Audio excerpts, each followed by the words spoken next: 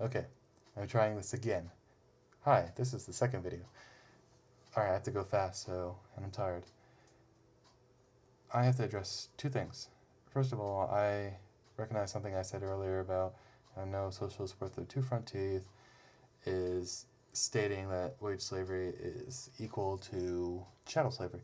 And I know there's a quote, and I knew this beforehand in the other video, there's a quote by Noam Chomsky where he says that one day we might look back upon wage slavery and with the same moral reprehensive views or insight as chattel slavery. And this is not contradictory at all because I stated that they are not similar, and I was referencing a Marxist progressive issue as well as a conditional issue. I think if we actually talked to Chomsky that he would say yes, that chattel slavery is, if you want to talk about progressively worse than capitalism.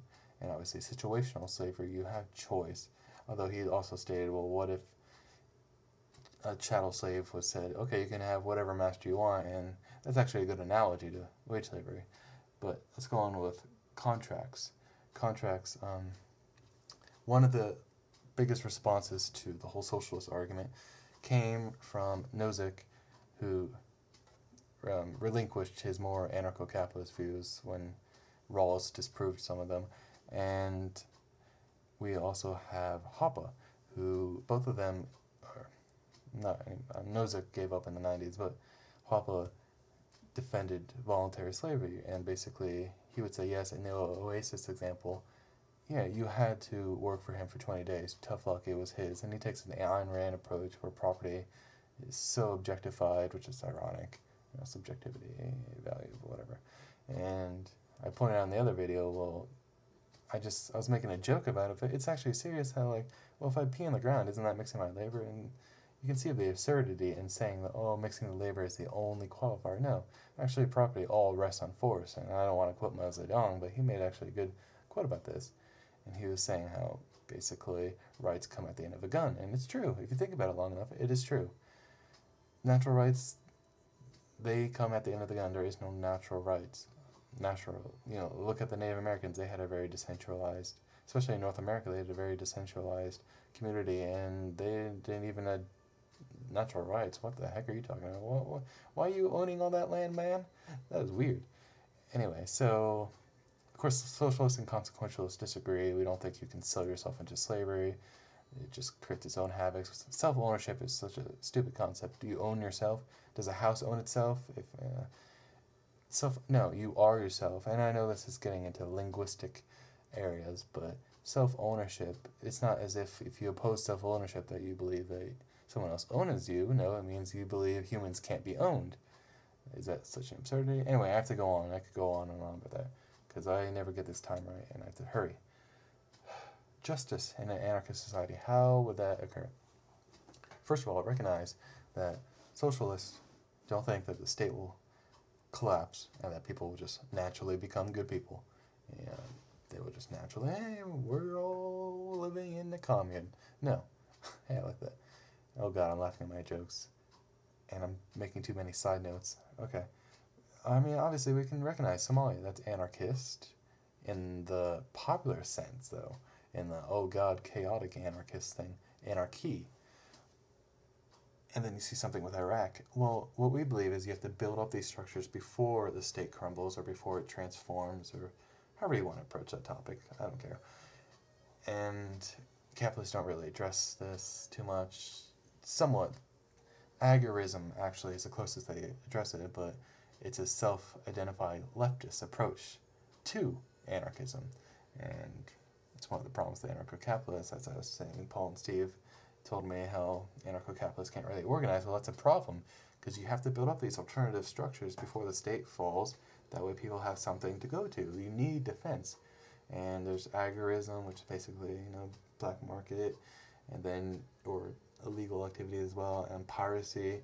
And then you have just strikes and organization cooperatives and all these different methods that will come together and they will form an anarchist society. So let's say we're in an anarchist society, and let's say that I stole your Ozarka car, Ozarka, they want to go out there and they just want to build crap. So they build a car, and you get the first one, and I steal it. And they find out, and you get your car back.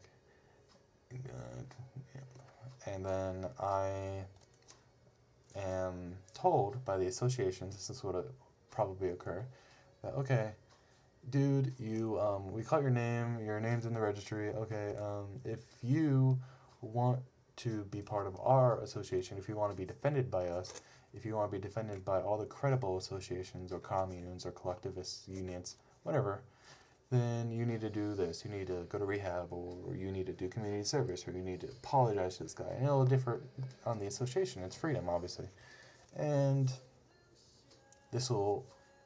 and then I will do whatever's necessary for the association I want. And credible associations will base their policies on what others are thinking, because what they need to do is they need to rely on the trust of other associations.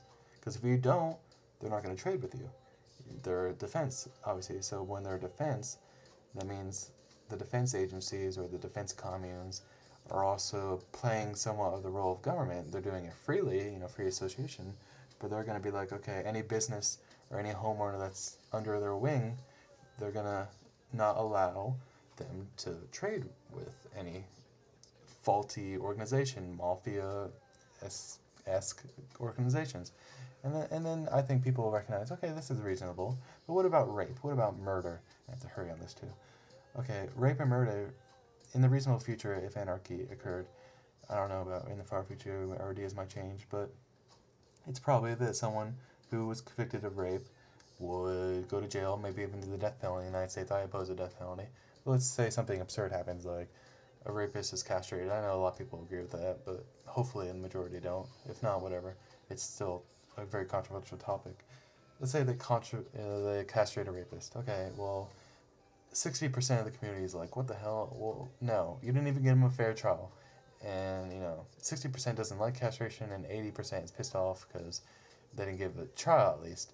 Well, then what's going to happen? The same thing would happen with me as for stealing. Well, the association now becomes the target.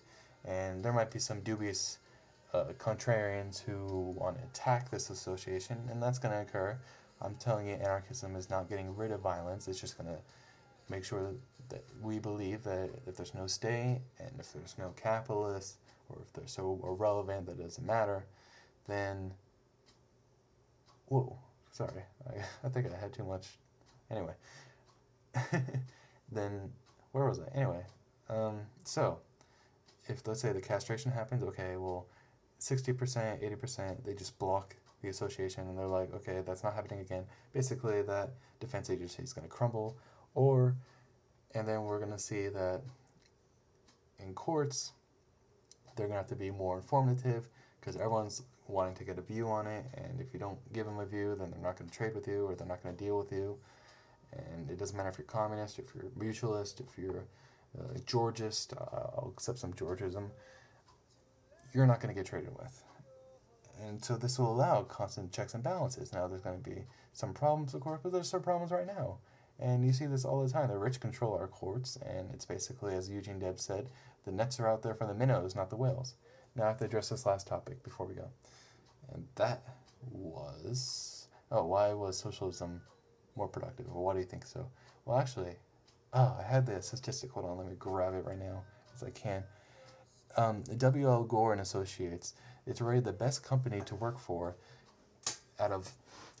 in the whole world, and second, I think, also, and they're cooperatives. It's a cooperative, and what happens is you go by the Milton Friedman line of logic that, I'm running really fast here, that you care more about your own money. Well, if you're a democratic firm, it's not a society, a firm or a commune, then you have more say and you have more direct contact. You might have the same wages, obviously. Cooperatives, most of them don't have the same wages, and that's fine. But you're going to be more invested in, so you're going to work productivity. And in the Communist Association, what you have is all the jobs, 35%, I believe is the number, that are devoted towards money would just be made fruitless. There's no point, so they'd be directed towards more not laborious, but more productive means. Alright, I have to go. Thanks for watching this. I am tired. I need to go to bed. I've tried this so many times. I'm done. I don't care if this sucks.